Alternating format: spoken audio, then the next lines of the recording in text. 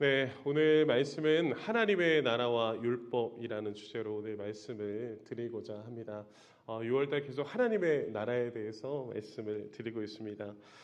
복음의 시작, 예수 그리스도로 말미암아 하나님의 나라가 시작되었다라는 것을 우리는 잘 알고 있습니다. 6월달 계속 성경을 통해 하나님의 나라가 무엇인지, 하나님의 나라를 우리는 어떻게 살아가야 되는지에 대해서 우리는 끊임없이 결단했고 선포했습니다. 예수님께서 제자들에게 하나님의 나라를 맡기셨고, 그리고 우리에게 하나님의 나라를 맡기시며 세워갈 것을 계속 요청하십니다. 예수님이 시작하신 그 하나님의 나라, 부름받은 저와 여러분들이 함께 세워가야 함을 믿으시는 저와 여러분들 되시길 간절히 축원합니다. 그렇게 우리는 하나님의 나라를 세워가는 일꾼들로, 하나님의 귀한 거룩한 백성들로 저와 여러분들은 부름받았습니다. 오늘 예수님께서는 그 하나님의 나라를 제자들에게 또 예수님을 따르는 귀한 무리들에게 증거하시며 하늘로 승천하시기 전에 하나님의 나라를 위해서 그들에게 약속하시는 것이 있습니다. 그 바로 약속하시는 것이 바로 무엇입니까? 같이 한번 고백해 볼까요? 성령. 우리가 하나님의 나라의 확장을 위해서 하나님께서 우리에게 주시는 그 약속, 바로 성령의 약속을 우리에게 주셨습니다. 그래서 사도행전 1장 8절을 보면 우리에게 이렇게 고백합니다. 함께 있습니다. 시작. 오직 성령이 너희에게 임하시면 너희가 권능을 받고 예루살렘과 온 유대와 사마리아와 땅끝까지 이르러 내 증인이 되리라 하시니라. 아멘. 사랑하는 성도들, 이 말씀을 믿으십니까? 믿으십니까? 우리가 땅끝까지 이르러 내 증인이 되며 복음의 사명을 감당하기 위해서 우리에게 반드시 필요한 것이 무엇입니까? 함께 선포하겠습니다. 성령. 내 힘으로 하는 것이 아니라 바로 성령 하나님께서 우리와 함께 하심으로 말미암아 우리를 통해 하나님의 나라를 세워가는 줄을 믿으시길 간절히 축원합니다.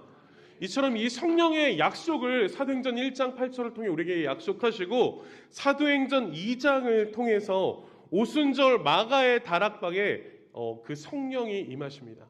그리고 그 성령의 임하심을 통해 하나님의 나라가 확장되어지는 교회의 사명이 사도행전을 통해 나타내지고 있습니다. 이때 성령의 충만함을 받은 한 사람이 사도행전 2장에 나오는데, 그 사람의 이름은 바로 베드로입니다. 이 베드로가 성령 충만하여서 하나님의 나라의 복음, 그 예수 그리스도가 우리의 죄를 대신해서 십자가에서 죽으심과 그 부활하심에 대한 하나님의 나라의 복음을 설교하자 그 자리에서 몇 명이 돌아오죠? 3,000명이 회개하고 돌아오는 놀라운 역사가 일어납니다. 사람이 어떻게 3,000명을 설득할 수 있겠습니까? 어떻게 굳어진 마음을 바꿀 수 있겠습니까? 이 모든 일은 성령 하나님께서 하신 줄 믿습니다.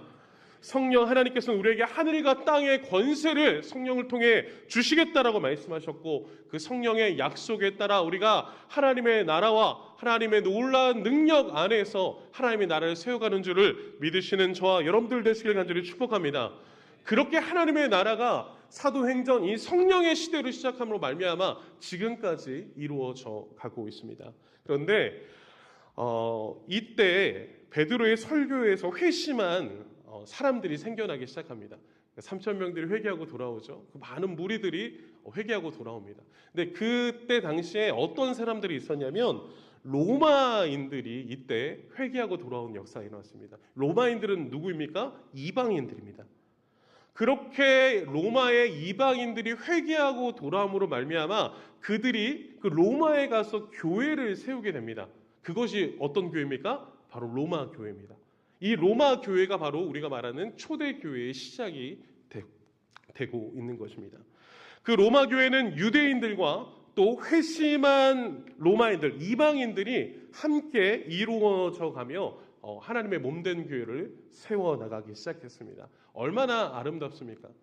지금까지 구약 성경을 보면 선택된 이스라엘 백성들만 복음을 믿고 나만 하나님의 나라를 또 하나님의 거룩한 백성으로 살 수 있다라고 했었는데, 이제는 예수 그리스도로 말미암아 그 복음이 이방인들에까지 확장되어지며 하나님의 나라가 확장되어지는 놀라운 역사를 우리는 성경을 통해 보게 되는 것입니다. 그것이 바로 로마의 교회였습니다.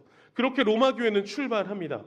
로마 교회는 많은 이방인들이 회심하며 하나님의 나라가 세워져가는 놀라운 역사를 보게 되는 것입니다. 그런데 이때 로마 교회가 점차 부흥하고 달려나가는 과정들 속에 로마 교회에 문제가 발생하기 시작합니다. 로마 교회가 함께 교회를 세워가며 하나님의 나라를 세워가는 그 과정들 속에 기존의 유대인 성도들과 또 로마 이방인들의 성도들 간의 의견 차이가 생기고 그로 인해서 공동체 가운데 어려움과 혼란스러움이 생기게 됩니다. 어떠한 문제들 때문에 이들이 혼란스러워졌을까요? 그것은 바로 이 문제 때문이었습니다. 같이 한번 고백해 볼까요? 율법에 대한 문제였습니다. 율법은 무엇입니까? 하나님의 법입니다. 하나님의 백성들에게 하나님의 뜻을 따라 살아가라고 하는 율법. 구약의 그 모세의 율법을 말하는 것, 그것이 바로 율법입니다. 저는 여러분들에게 한번 물어보고 싶습니다. 사랑하는 성도 여러분, 율법은 좋은 것입니까? 나쁜 것입니까? 그냥 한번 생각해 보셨으면 좋겠어요. 율법은 좋은 것입니까? 나쁜 것입니까? 구약 시대가 율법의 시대였다면 이 신약 시대는 복음의 시대입니다. 예수 그리스도가 이 땅에 오셨습니다. 신약 시대를 살아가고 있는 저와 여러분들에게 다시 묻습니다. 율법은 좋은 것입니까? 나쁜 것입니까? 다르게 질문을 들어보면 율법 우리는 지켜야 합니까? 아니면 안 지켜도 됩니까? 오늘 로마 교회가 이 문제 앞에서 서로 논쟁하고 있는 겁니다. 유대인들은 지켜야 된다. 이방인들은 아니다. 예수 그리스도가 오심으로 말미암아 우리는 그 이제 율법에서 벗어난 자들이다. 이러한 많은 논쟁들 속에서 교회는 깨어져 가기 시작했고 교회는 혼란스럽게 시작했습니다. 오늘 그 문제 가운데 사도 바울 로마서를 통해서 하나님의 거룩한 백성들이 어떻게 살아가야 될지에 대해서 오늘 말씀을 권면하고 있는 것입니다. 이 율법에 대한 문제 앞에 이 성도들의 사항들 가운데는 두 가지의 부류로 나눠졌습니다. 첫 번째는 율법주의자들이 있었고요. 두 번째는 반율법주의자들이 있었습니다. 좀 신학적인 용어다 보니까 조금 어렵게 생각하실 수 있는데 로마서가 조금 어렵습니다. 사도 바울이 이렇게 성경을 쓴 내용들을 보면 하나하나 해석을 하지 않으면 잘 이해가 되지 않습니다. 그냥 읽는다고 이해가 잘 되지 않습니다. 그래서 오늘 본문을 저랑 여러분들께서 오늘 꼼꼼히 살펴볼 것입니다. 율법주의와 반율법주의는 무엇입니까? 어떠한 차이가 있습니까? 지금 이들 스스로가 서로 논쟁하고 있는 겁니다. 이것을 좀 쉽게 설명해 보면 고신대 우병훈 교수님께서 율법주의와 반율법주의를 이렇게 조금 설명을 해서 나누어 놨습니다. 근데 이것을 제가 조금 더 쉽게 설명을 해드리고자 합니다. 예를 들면 율법주의자들은 이런 사람들입니다.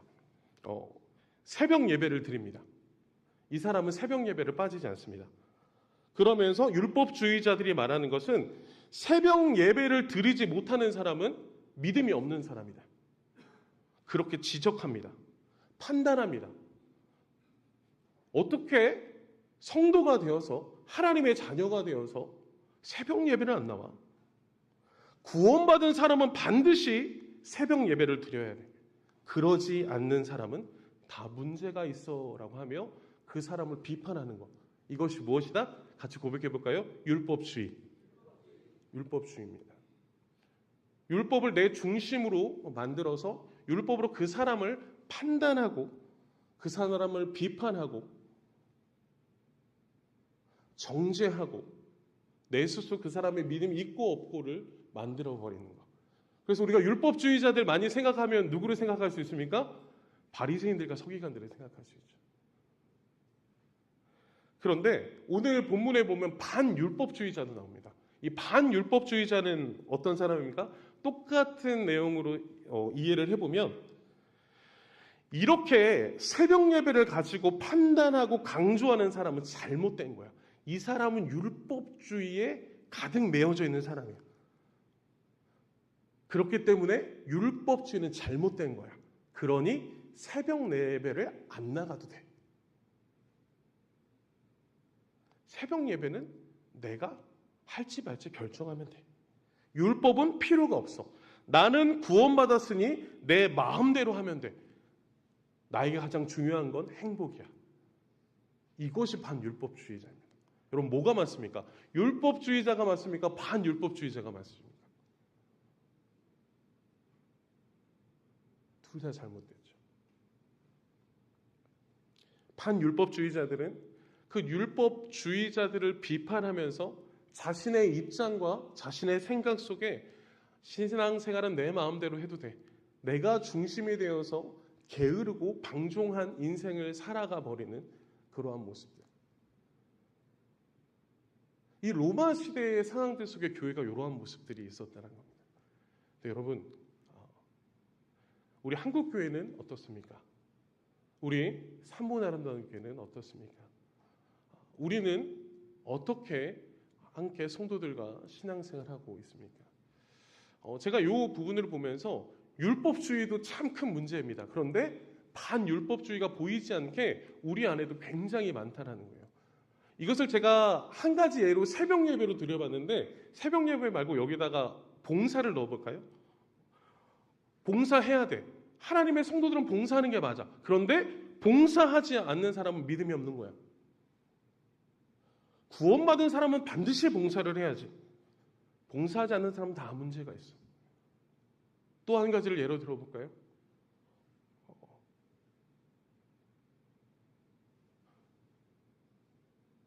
헌금에 대해서 이야기를 해볼게요. 나는 헌금을 잘 드려. 그런데 헌금을 드리지 않는 사람은 문제가 있어. 헌금을 드리지 않는 사람은 믿음이 없는 거야. 저 사람은 하나님의 백성이 아니야. 누가 그랬습니까? 바리새인들과 서기관들이 그랬죠. 그런데 이 시대에 함께 나타나는 반율법주의자들은 어떻게 이야기합니까?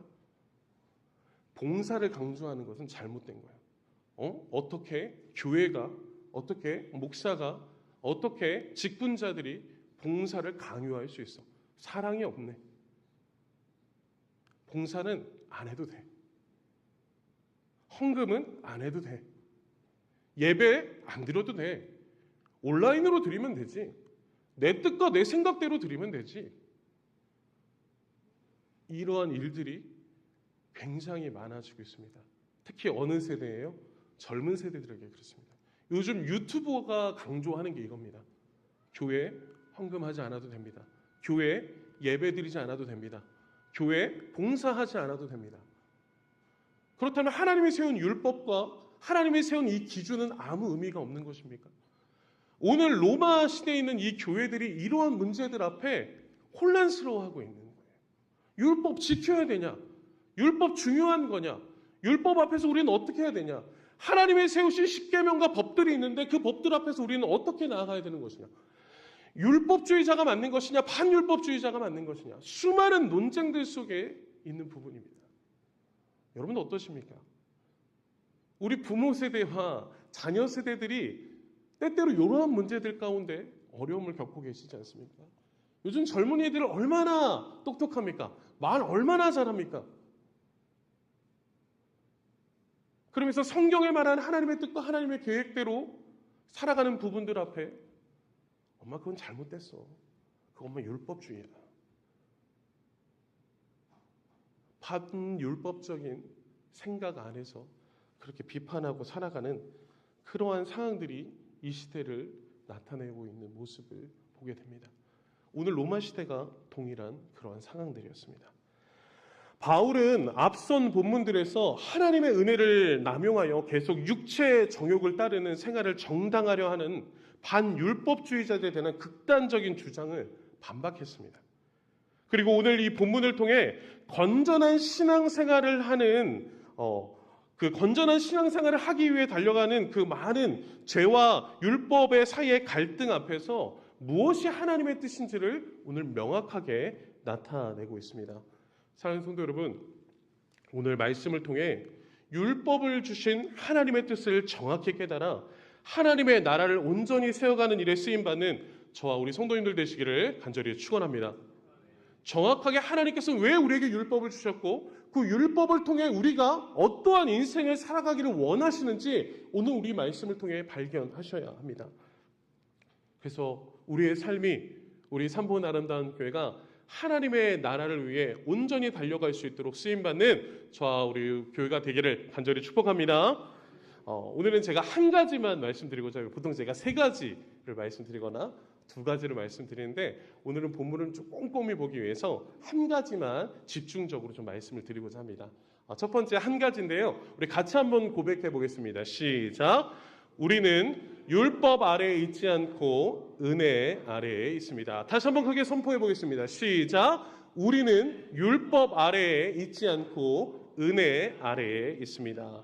하나님의 나라의 백성은 율법 아래에 있지 않고 은혜 아래에 있다라는 것을 사도 바울은 강조하며 앞에 있는 6장과 7장을 통해서 이 율법 안에서 우리가 어떻게 살아가야 되는 인생에 대해서 명확하고 정확하게 선포하고 있습니다. 오늘 1절 말씀에 보니까 형제들아 라고 본문으로 시작하거든요. 자, 우리 1절 말씀 같이 한번 읽어보겠습니다. 시작. 형제들아 내가 법 아는 자들에게 말하노니 너희는 그 법이 사람이 살 동안만 그를 주관하는 줄 알지 못하느냐라고 말합니다. 여기서 말하는 형제들아 라는 것은 하나님을 경외하는 사람들, 즉 지금 회당에 참석해 있는 하나님의 백성들을 뜻합니다. 그들에게 너희들은 법 아는 자들이라고 말하는데 여기서 말하는 법 아는 자들은 유대인과 그리스도인들과 이방인들, 그런데 이들이 하나님의 법, 모세의 율법을 잘 알고 믿고 있는 자들을 법 아는 자들이다라고 말합니다. 그들에게 말하는 것은 법이 사람이 살 동안만 그를 주관하느냐라고 말하고 있습니다. 이 뜻은 무엇이냐면 법은 살아있는 사람에게만 적용된다라는 뜻입니다. 죽은 사람은 율법을 지킬 의무로부터 벗어나 있다라는 것을 말씀하고 있는 것입니다.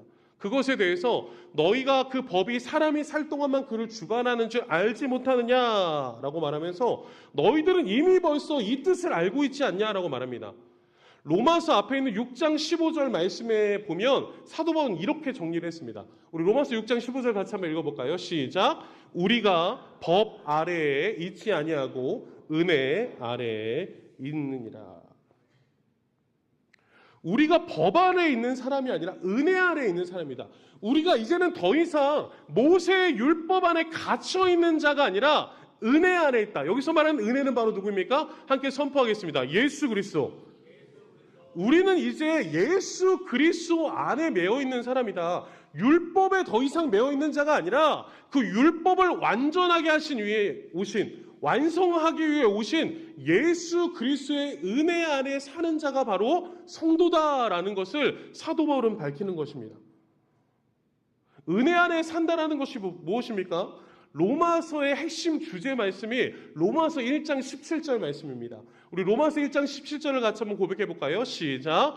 복음에는 하나님의 의가 나타나서 믿음으로 믿음에 이르게 하나니 기록된 바 오직 의는 믿음으로 말미암아 살리라 함과 같으니라. 복음에는 하나님의 의, 바로 예수 그리스도를, 그 예수 그리스도를 믿는 믿음으로 말미암아 우리가 하나님의 자녀가 된다. 우리가 오직 하나님의 백성이 되는 것은 오직 누구밖에 없다라는 것입니까? 함께 고백하십니다. 예수 그리스도. 예수 그리스도를 믿느냐 믿지 않느냐, 그것이 우리에게 가장 중요한 핵심이다라는 것을 이야기하는 겁니다. 우리가 은혜 안에 있다라는 건 무엇입니까? 예수 그리스도를 믿는 믿음, 그 은혜 안에 예수 그리스도와 함께 동행하며 살아가는 삶, 그것이 바로 우리가 매여 있는 우리의 삶이다라는 것을 성경은 말씀하고 있는 것입니다. 바로 예수 그리스도를 믿음으로 말미암아 의롭다함을 얻은 성도들은 율법에 의해 정죄를 받지 않고 오직 예수 그리스도의 은혜 안에서 구원을 얻게 된다는 것을 오늘 사도 바울은 다시 한번 강조하고 있는 것입니다. 사랑하는 성도 여러분, 우리는 더 이상 율법에 매여 있는 자가 아니라 우리는 오직 예수 그리스도의 복음의 은혜 안에 매여 있는 자임을 믿으시길 간절히 축원합니다. 그것이 우리의 정체성입니다. 우리가 바로 하나님의 자녀라고 말하는 것은 바로 율법을 지킴으로 말미암아 율법을 통해 나는 구원받았어라는 것이 말하는 것이 아니라 오직 예수 그리스도를 믿는 믿음 안에서만 구원받을 수 있음을 성경은 우리에게 말씀하고 있는 것입니다. 사랑하는 성도 여러분, 이것이 바로 복음입니다. 너희들이 지금 율법을 가지고 율법주의자들과 반율법자들은 뭐가 맞느냐라고 말하는 이때 그 많은 다툼 가운데 진리는 오직 무엇밖에 없다라는 것입니까? 함께 선포하겠습니다. 예수 그리스도. 예수 그리스도를 믿는 것밖에 없다. 예수 그리스도를 믿는 것이 가장 중요하다. 너희들 더 이상 다투지 마라. 싸우지 말아라. 예수 그리스도가 복음의 시작이고 예수 그리스도가 너희들의 인생을 바꿨다. 그거를 말하고 있는 것입니다.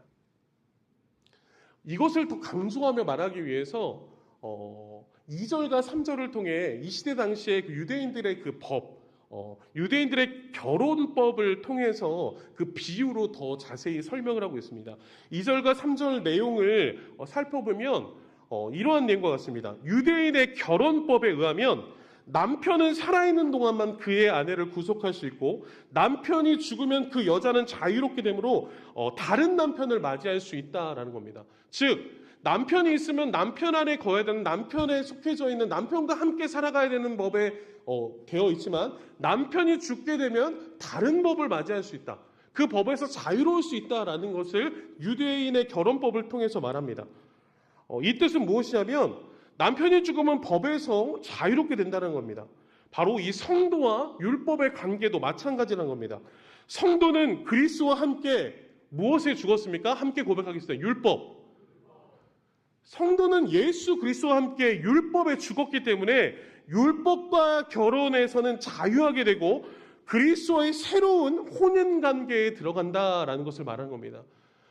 지금까지 그 율법에 있는 모든 것들은 끊어지고 우리가 예수 그리스도 안에서 새로운 삶을 시작하게 된다라는 것을 말하는 것입니다. 이것을 결론적으로 말하면 성도는 영적으로 옛 남편인 율법에 대해서는 죽고 새 남편 되시는 예수 그리스도와 결혼하여 새로운 인생을 살게 되었다라는 것을 유대인 결혼법을 통해서 나타내고 있는 것입니다. 그러므로 성도는 더 이상 율법의 지배를 받지 않고 그리스도 안에서 성령의 열매를 맺는 새 생활이 시작되었다라는 것을 오늘 본문은 말씀하고 있는 것입니다. 여러분, 우리는 예수 그리스도를 말미암아 율법에선 죽고 예수 그리스도와 함께 새로운 인생을 살아가고 있음을 믿으시는 저와 여러분들 되시길 간절히 축복합니다. 그렇게 예수 그리스도와 함께 우리는 새로운 결혼을 했습니다. 새로운 삶을 시작했습니다. 우리가 예수 그리스도와 결혼하는 목적은 무엇입니까? 4절 말씀인데요. 우리 4절 말씀 같이 한번 읽어보겠습니다. 시작. 그러므로 내 형제들아 너희도 그리스도의 몸으로 말미암아 율법에 대하여 죽임을 당하였으니 이는 다른 이 곧 죽은 자 가운데서 살아나신 이에게 가서 우리가 하나님을 위하여 열매를 맺게 하려 함이라. 우리가 예수 그리스도와 새로움을 출발함으로 말미암아 예수 그리스도와 결혼함을 통하여 우리는 율법에 대해서는 죽임을 당했고 우리가 이제는 무엇을 위해서요? 함께 고백하겠습니다. 하나님을 위하여 열매 맺게 하려 함이라. 예수 그리스도와 함께 새로운 인생을 시작함으로 말미암아 하나님을 위하여 열매 맺게 하려 한다. 우리가 무엇을 위해서 하는 것입니까? 함께 선포합시다. 하나님의 나라. 하나님의 나라를 위해 하나님의 영광을 위해 살아가야 되는 인생이다라는 것을 우리에게 말씀하고 있습니다. 그래서 고린도후서 5장 17절 말씀은 이렇게 선포합니다. 함께 있습니다. 시작. 그런즉 누구든지 그리스도 안에 있으면 새로운 피조물이라. 이전 것은 지나갔으니 보라 새 것이 되었도다. 아멘. 저 여러분들의 삶이 그리스도 안에 있는 줄 믿습니다. 아멘. 그렇다면 우리의 인생은 율법이 아니라 예수 그리스도와 함께 보라 새 것이 된 새로운 인생을 살아가고 있음을 믿으시길 간절히 축원합니다. 이처럼 하나님께서는 우리를 예수 그리스도와 연합하게 하셔서 새로운 피조물이 되게 하셔서 하나님의 영광을 풍성히 나타내고 열매 맺는 자들로 선택해 주셨고 부름받아 하나님의 나라를 세우는 일에 부름받은 저와 여러분이심을 믿으시기를 간절히 축원합니다. 이것이 바로 저와 여러분들이 하나님의 나라를 위해 우리가 어떻게 율법 안에서 자유로워졌고 예수 그리스도와 동행하는 삶을 살아가야 되는지에 대해서 오늘 성경은 분명하게 나타내고 있습니다. 그런데 여러분 5절 말씀을 보면요. 5절 말씀에 보면 우리가 육신에 있을 때는 율법으로 말미암는 죄의 정욕이 우리 지체 중에 역사하여 우리로 사망을 위하여 열매 맺게 하였더니 우리가 예수 그리스도가 아니라 육신 안에 있었을 때는 우리가 무엇을 위해서 열매 맺었다고 말합니까? 사망을 위해서. 우리가 예수 그리스도 안에 있었을 때는 무엇을 위해서 열매 맺어야 됩니까? 하나님을 위해서 열매 맺는 인생인데, 우리가 죄의 육신 가운데 있는 그 율법 안에 있었을 때는 사망을 위하여 열매 맺는 인생이었다라는 것을 말씀하고 있습니다. 근데 우리는 이 본문을 읽으면서 참 이해가 되지 않는 게, 그러면 죄의 정욕이 율법을 통해 우리 가운데 역사한다, 지체 중에 역사한다라는 말이 있는데, 그러면 율법은 나쁜 거구나, 율법은 잘못된 거구나, 율법은 폐기해야 되는 거구나, 율법은 아예 쳐다보지도 말아야 되거나, 예수 그리스도만 있으면 이것은 무조건 나쁜 것이구나 라고 생각해야 되는 게 맞을까요? 오늘 사도 바울은 그렇게 말하지 않습니다. 사도 바울은 그럴 수 없다라고 말합니다. 오늘 본문을 잘 보시면요, 이 죄의 정욕이 율법을 통해 우리의 지체 가운데 역사한다라는 것 무엇이냐면, 이 죄, 육신의 정욕이, 이 죄가 율법 가운데 있는 그 계명을 기회를 삼아 우리에게 욕심을 불러 일으킨다라는 말입니다. 좀 어려운 말이죠. 요거를 다르게 조금 이해하기 쉽게 설명을 해주면, 인간의 본성은 무엇입니까? 죄인입니다. 예수 그리스도를 믿음으로 말미암아 우리가 의롭다라는 칭함을 받은 것이지, 저와 여러분들은 죄인임을 우리는 기억하셔야 됩니다. 우리는 죄인입니다. 인간의 죄의 본성은 창세기를 통해 우리는 아담을 통해 볼 수 있죠. 하나님께서 아담과 하와를 만드시고 하나님께서 모든 것을 주시며, 하나님께서는 그 안에 작은 율법을 하나 세우십니다. 바로 선악을 알게 하는 것을 먹지 말라라고 말씀하시죠. 그런데 아담이 그 선악과를 먹게 됩니다. 근데 어떤 마음으로 먹게 됩니까? 하나님과 같아지려는 욕심을 부렸다라는 거예요. 율법이 잘못됐다는 것이 아니라 하나님의 세우신 율법 가운데 뭐가 틈타기 시작한 겁니까? 함께 고백하겠습니다. 죄. 성경을 정확히 보셔야 됩니다. 율법이 잘못된 것이 아니라 그 율법 가운데 죄가 틈타기 시작한 겁니다. 하나님과 같아지려고 하는 그 욕심 안에서 아담과 하와는 선악과를 따먹습니다. 그 뱀의 유혹에 넘어가게 됩니다. 바리새인들과 서기관들을 보십시오. 그들은 누구보다 율법을 잘 지켰던 사람입니다. 하나님의 법을 잘 따랐던 사람입니다. 그런데 잘 보십시오. 하나님의 법이 잘못된 것이 아니라 바리새인들과 서기관들이 그 율법을 온전히 지킴으로 말미암아 무엇이라고 말합니까? 나는 의롭다. 내가 의롭다. 율법을 지킴으로 말미암아 내가 의롭기 때문에 당신들은 잘못됐다.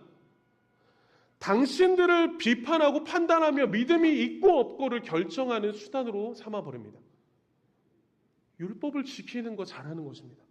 하나님의 말씀대로 살아내는 거 잘하는 것입니다. 그런데 그 율법 안에 무엇이 틈탄 것입니까? 다시 한번 고백합시다. 죄가 틈타서 남을 비판하고 남을 헐뜯고, 나는 당신보다 믿음이 좋아, 나는 당신보다 위대해, 나는 당신보다 하나님 앞에 복받은 사람이야 라고 말하는 그 죄의 습성이 율법을 잘못되게 만들어 버린 것입니다. 사랑하는 성도 여러분, 율법이 나쁜 것이 아니라 인간의 죄의 본성으로 인하여 율법을 사망을 위하여 열매 맺게 해버린 것, 그것이 잘못됐다라는 것을 오늘 사도 바울은 5절을 통해 우리에게 말씀하고 있는 것입니다. 이처럼 율법이 잘못된 것이 아니라 그 율법 가운데 우리의 죄의 본성이, 우리의 잘못된 우리의 신앙의 태도들이, 예수 그리스도가 앉아야 될 그 자리에 사람이 앉아버린 우리의 죄의 본성이 율법을 잘못되게 살아버리게 됐다라는 것을 성경은 말씀하고 있습니다. 오늘 본문 7절과 13절을 보십시오. 자, 7절 말씀에 보면 같이 읽습니다. 시작. 율법이 죄냐? 그럴 수 없느니라. 율법으로 말미암지 않고는 내가 죄를 알지 못하였느니라. 13절에도 보면 오직 죄가 죄로 드러나기 위해서, 죄로 심히 죄되게 하기 위해서 하나님께서 우리에게 무엇을 주셨다는 겁니까? 함께 고백하겠습니다. 율법을 주셨다는 겁니다. 율법이 잘못된 것이 아니라 율법을 통해 우리가 발견할 수 있는 것은 바로 무엇이냐면 죄가 죄되게 한다는 겁니다. 율법을 통해서 우리가 발견하게 되는 건 무엇이냐면 우리가 율법을 잘 지키고 우리가 율법을 잘 이뤄내며 율법을 살아가면서 나는 의롭다라는 것이 아니라 율법 앞에서 우리가 얼마나 연약하고 율법 앞에서 우리가 얼마나 죄인임을 깨닫게 함으로 말미암아 우리가 바라볼 분은 오직 누구밖에 없다는 것입니까? 함께 고백하겠습니다. 예수 그리스도. 예수 그리스도를 바라보게 하는 가운데 죄가 죄될 수 있게 깨닫게 해주는 도구가 바로 율법이었다라는 것을 말하고 있는 것입니다. 이스라엘이 그들의 죄를 깨닫게 된 것은 바로 율법을 통해서였습니다. 사랑하는 성도 여러분, 우리는 율법을 무시해서는 안 됩니다. 비록 우리가 은혜로 예수 그리스도의 은혜로 말미암아 구원을 받았지만 우리가 하나님을 기쁘시게 하게 위해서는 우리는 반드시 무엇을 지켜야 합니까? 함께 고백하겠습니다. 율법. 하나님의 뜻을 지켜가야 합니다. 하나님의 나라와 영광을 위해서 우리는 하나님의 뜻을 지키며 살아가야 됩니다. 그것이 하나님의 백성들의 법입니다. 그러나 그 율법을 통해 내가 이것을 율법을 잘 지켰다라고 자만하는 것이 아니라 때때로 율법을 지키지 못한 그 순간으로 말미암아 나는 죄인이구나. 내가 의지할 분은 내 자신이 아니라 오직 예수 그리스도밖에 없구나라는 것을 깨닫게 되는 은혜의 도구가 바로 율법임을 믿으시길 간절히 축원합니다. 그 은혜 가운데 율법을 주신 것입니다. 하나님께서는 율법을 통해 인간의 모든 죄를 적나라하게 드러내시고 인간의 사악함을 깨닫게 하셨습니다. 그래서 더 이상 사람을 의지하지 말고 내 자신을 의지하지 말고 오직 누구만 의지해라? 바로 예수 그리스도만 의지해야 됨을 성경은 우리에게 말씀하고 있습니다. 그렇기 때문에 사랑하는 성도 여러분, 율법의 핵심이 무엇인지 아십니까? 율법의 핵심은 성경을 통해 이렇게 말합니다. 마태복음 22장 37절 말씀입니다. 함께 있습니다. 시작. 내 마음을 다하고 목숨을 다하고 뜻을 다하여 주 너의 하나님을 사랑하라 하셨으니 내 이웃을 내 자신과 같이 사랑하라 하셨으니. 아멘. 마태복음 22장 37절 말씀을 통해서 말하는 건 무엇입니까? 내 마음과 다하고 목숨을 다하고 뜻을 다하여 주 너의 하나님을 사랑하라. 내 이웃을 내 자신과 같이 사랑하라 라고 말합니다. 율법의 핵심은 무엇입니까? 함께 고백하겠습니다. 하나님 사랑, 이웃 사랑. 율법을 통해 하나님을 뜨겁게 사랑하고 하나님의 말씀대로 순종하며 살아가고 그 은혜가 하나님께로만 끝나는 것이 아니라 이웃까지 사랑해서 하나님의 나라를 확장하는 데 쓰임받는 것이 바로 율법이다라는 것을 말합니다. 로마서 13장 10절도 말씀합니다. 함께 읽습니다. 시작. 사랑은 이웃에게 악을 행하지 아니하나니 그러므로 사랑은 율법의 완성이다. 예수님께서 이 땅에 왜 오셨습니까? 율법을 폐기하기 위해서 오셨습니까? 아니요. 예수님은 그렇게 말씀하지 않습니다. 오늘 사도 바울도 그렇게 말씀하지 않습니다. 예수님이 이 땅에 오신 것은 그 사랑을 완성하기 위해, 율법을 완성하기 위해 십자가에서 죽으시고 저와 여러분들을 3일 만에 부활하심을 말미암아 구원하셨음을 믿으시길 간절히 축원합니다. 그래서 우리는 예수 그리스도가 완성하신 그 사랑의 율법을 지키고 살아가야 될 줄 믿습니다. 그것이 바로 저와 여러분들이 따라야 될 율법입니다. 구약의 옛 율법이 아니라 예수 그리스도가 완전하게 하신 그 사랑의 완성이 된 율법을 이루고 살아가야 되는 저와 여러분의 힘을 믿으시기를 간절히 축원합니다. 그렇기 때문에 율법이 문제가 아닙니다. 무엇이 문제입니까? 율법주의가 문제입니다. 내 스스로 율법이 내가 맞다라고 말하고 반율법주의 속에 그것은 틀리면 내가 주인 되려고 하는 그 모습 속에 성경의 주인이 내가 되어버리고 성경 안에 내가 하나님의 자리에 앉아버리는 그 율법주의, 반율법주의가 잘못되었다라는 것을 성경은 말씀하고 있는 것입니다.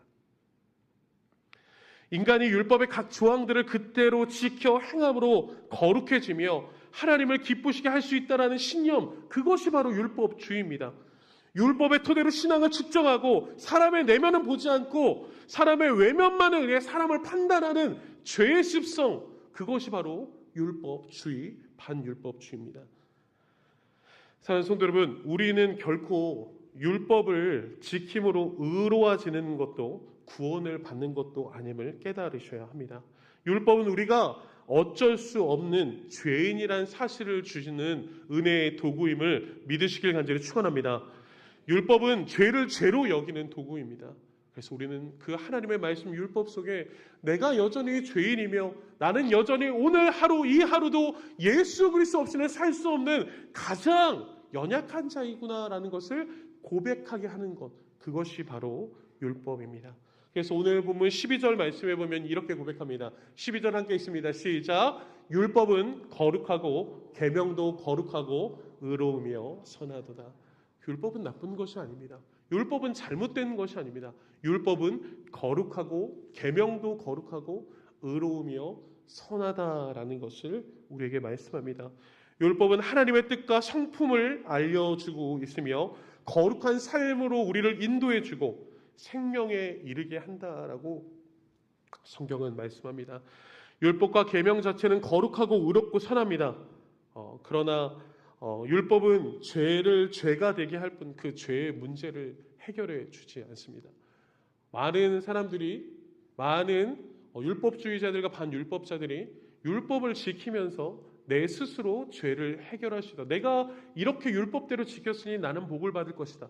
나는 이렇게 율법을 지켰으니 나는 내 인생이 가장 좋은 인생이 될 것이다 라고 스스로 판단하는 것에 대해서 오늘 성경은 잘못됐다라는 것을 지적하고 있는 것입니다. 이때 우리가 고백할 수 있는 것 바로 누가복음 16장 16절 말씀입니다. 우리 마지막으로 누가복음 16장 16절 같이 한번 읽어보겠습니다. 시작. 율법과 선지자는 요한의 때까지요. 그 후부터는 하나님의 나라의 복음이 전파되어 사람마다 그리로 침입하느니라. 하나님의 나라의 복음 시작 누가 이루셨습니까? 함께 선포하겠습니다. 예수 그리스도. 예수 그리스도만. 더 이상 구약의 율법과 그 선지자들이 말했던, 그리고 예수 그리스도 오시기 전까지 사도 요한이 말했던 그것을 말하는 것이 아니라 우리는 더욱더 예수 그리스도 안에서 시작된 그 복음 안에서, 그 안에서 율법을 통해 하나님의 나라와 하나님의 영광을 위한 도구로 쓰임 받아야 됨을 성경은 우리에게 말씀하고 있습니다. 사랑하는 성도 여러분, 결론입니다. 우리는 율법을 지킬 능력이 없습니다. 우리는 무능력하고 죄인입니다. 그래서 우리에게 반드시 필요한 분이 바로 누구입니까? 함께 선포하겠습니다. 예수 그리스도. 예수 그리스도밖에 없습니다. 우리는 때때로 신앙생활을 하며 내가 신앙생활을 모태신앙부터 했고 나는 이렇게 율법을 지켜왔고 하나님의 복을 누리며 살아간다라고 말하는 거 아니요. 그 은혜 하나님이 주십니다. 그런데 그 은혜를 누릴 수 있도록 우리가 오직 의지해야 될 것은 율법이 아니라 누구밖에 없습니까? 예수 그리스도밖에 없는 줄 믿으시길 간절히 축원합니다. 더욱더 내 힘과 내 능력으로 예수 그리스도를 믿는 것이 아니라 우리를 너무나 사랑하셔서 우리를 구원해 주신 예수 그리스도의 사랑의 은혜 안에서 저와 여러분들이 살고 있음을 믿으시길 간절히 축원합니다. 그래서 나는 내 안에 나는 죽고 예수 그리스도가 사셔야 합니다. 이것이 하나님의 나라와 하나님의 영광을 위한 우리의 인생입니다. 더 이상 내가 주인 되려고 하지 마시고 내 안에 주인이 오직 예수 그리스도가 되게 하시기를 간절히 축원합니다. 우리는 율법이 있기 전 우리는 죄가 무엇인지 몰랐습니다. 그러나 율법을 통해 우리는 죄를 분별할 수 있게 되었습니다. 여러분, 이것이 은혜입니다. 우리는 율법 안에서 우리의 한계를 보고 우리는 오직 그 율법의 은혜 안에서 주님을 바라보는 복된 인생을 살아가시는 저와 여러분들 되시기를 간절히 축원합니다. 이미 하나님의 나라가 저와 여러분들의 인생 가운데 시작되었습니다. 우리는 이것을 무엇이라고 말합니까? 함께 고백합시다. 은혜. 우리는 은혜 안에서 하나님의 나라가 시작되었고 그 은혜 안에서 하나님의 나라를 살아가고 있습니다. 여러분, 우리의 인생이 더욱더 하나님의 나라를 위해 하나님의 영광을 달려나가기 위해 더욱더 이 하나님이 주신 율법을 통해 하나님을 깊이 사랑하시고 이웃을 사랑하셔서 하나님을 더욱더 기뻐하시는 하나님께 영광이 되는 우리의 삶이 되시기를 간절히 축원합니다.